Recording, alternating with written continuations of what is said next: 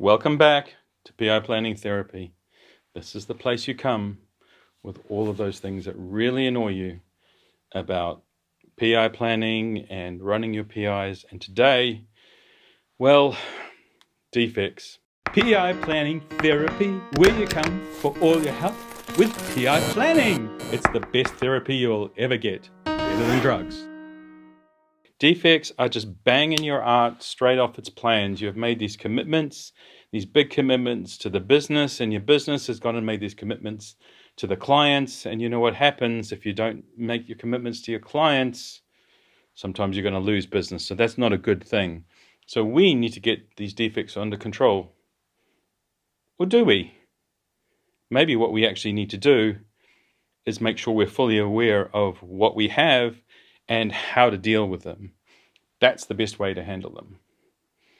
So defects, bizarrely, are actually quite predictable. If you look at what your teams have been doing over the last couple of iterations, assuming you're running in sprints already or iterations already, or over the last couple of months, you'll actually be able to see a trend in terms of the uptick or down, wouldn't that be nice, of defects after you've done a release or a deployment or something like that.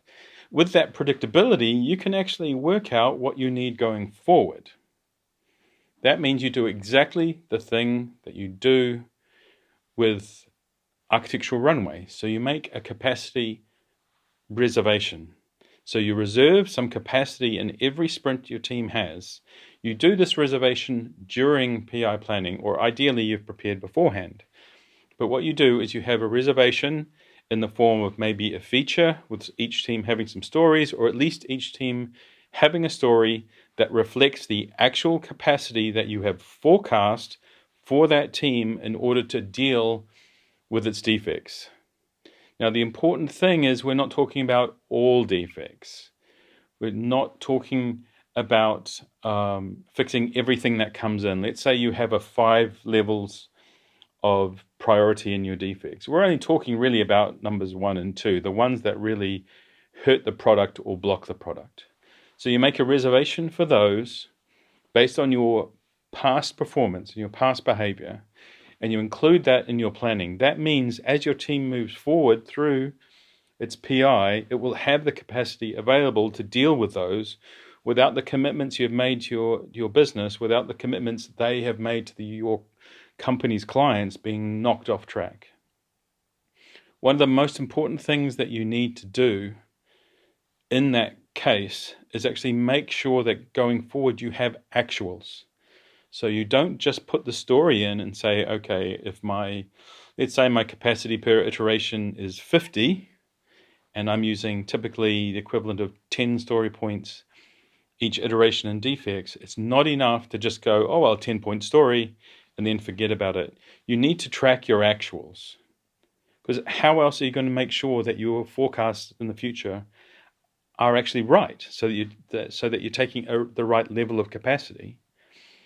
It also means that you have a good idea of the types of problems that you're facing.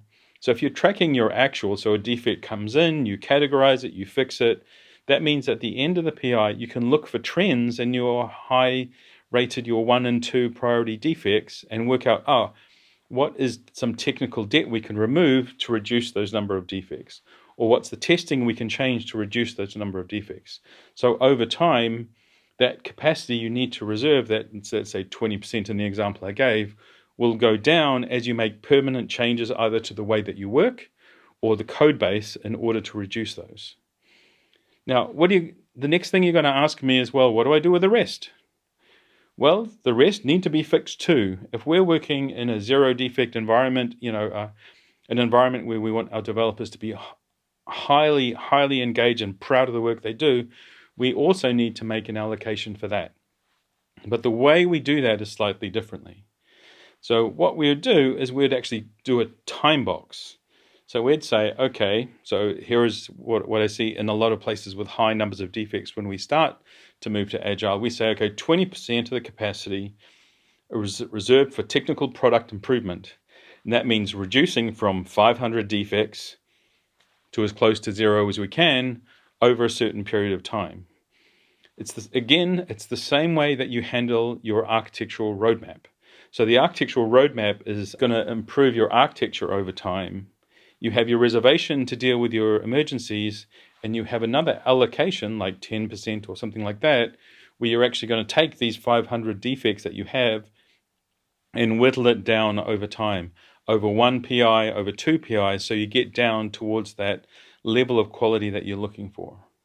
Another thing, if you're looking for a leading indicator of defects, is investing in static code analysis. So static code analysis, using something like Clockwork, will actually give you a leading indicator of the quality of your code.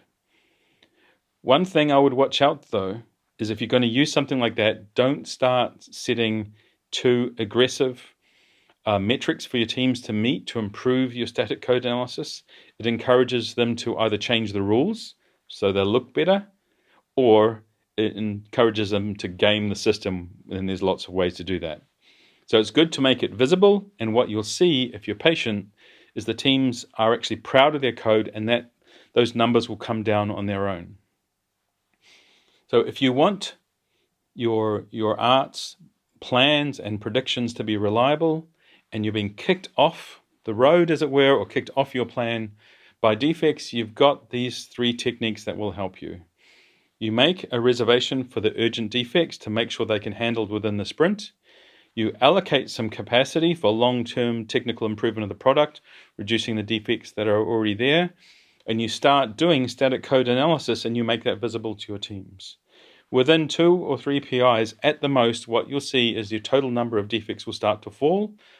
The severity of those defects will start to fall, and you'll have a happier customer, and you'll get a more reliable delivery. So that's the advice for today. You can get off the couch now. You can put your sort of safety blanket away. I hope that's been really, really helpful. I'm going to go and crawl onto my couch and my safety blanket now, and next week we will see you back here again in PI Planning Therapy, and we're going to talk about the magical thing called servant leadership. In fact, in particular, we're going to talk about a problem I see often, is that the RTs or the Scrum Masters, they want to be servant leaders, and what they're becoming is servants. They're becoming almost submissive to their teams. And we're going to talk about how that is a misinterpretation of servant leadership. And we're also going to talk about what some of the things you can do to reverse that trend and actually live what Robert Greenleaf was really talking about. Goodbye from PI Planning Therapy.